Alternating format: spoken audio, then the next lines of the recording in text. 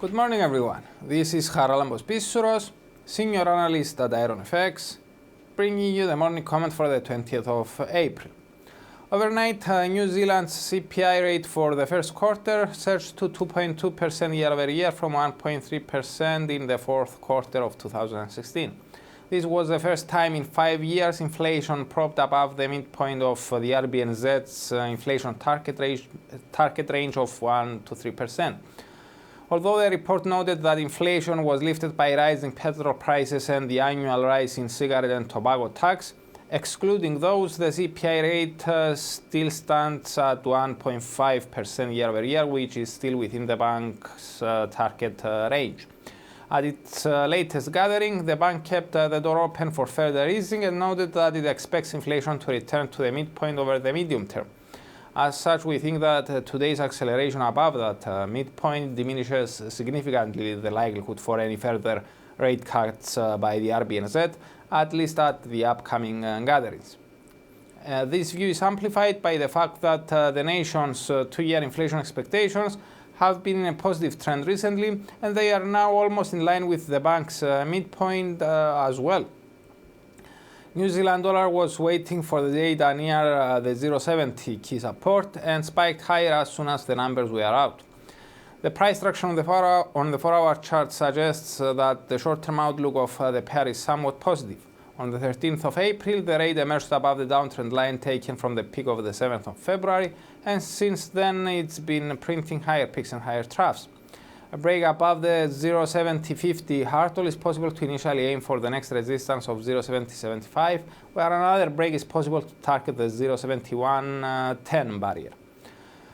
Now moving to the energy market, WTI tumbled on Wednesday after the Energy Information Administration reported that US crude inventories fell less than expected, while gasoline inventories built up instead of dropping as forecasted.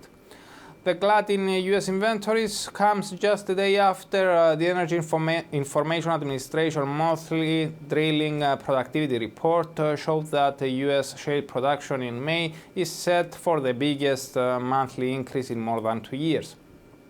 All this confirms our long-standing view that continued gains in oil prices invite US shale producers back into the market, which in turn increases supply and thereby keeps any potential gains limited. WTI tumbled on the US inventories report, falling back below the key support, now turned into a resistance zone of 51.50. The plunge was stopped by the 50.50 level and then the price rebounded somewhat. Even if the recovery continues for a while, the price structure on the 4-hour chart suggests a short-term downtrend. As such, we would treat any further rebound as a corrective move. We would expect the bears to take the reins again soon and aim for another test near 50.50. A dip below that line could challenge the round figure of 50. Now the focus turns to the OPEC and non-OPEC meeting in Vienna on the 25th of May. A number of key producers, including Saudi Arabia, support extending the November production cut agreement into the second half of 2017 if all participating members agree. As for today, the European day starts with Germany's PPI data for March.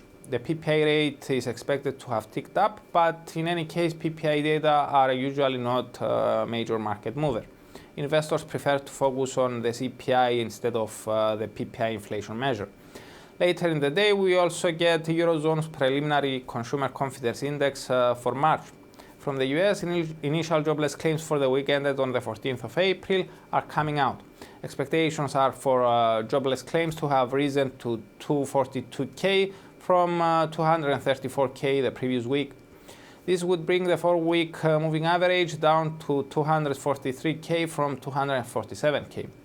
The Philly Fed Business Activity Index for April is also coming out. Besides the economic indicators, in Washington, finance ministers and central bank governors from the G20 will meet on the sidelines of the biannual conference of the IMF and the World Bank, which is from today until Sunday. For more information, please read the full comment on ironfx.com or download our app and get all the information you need to trade. Also, you can follow us on Twitter, like us on Facebook, subscribe to our YouTube channel or circle us on Google Plus to get more trading ideas. This is Charalambos Pissouros, Senior Analyst at IronFX, wishing you solid trading.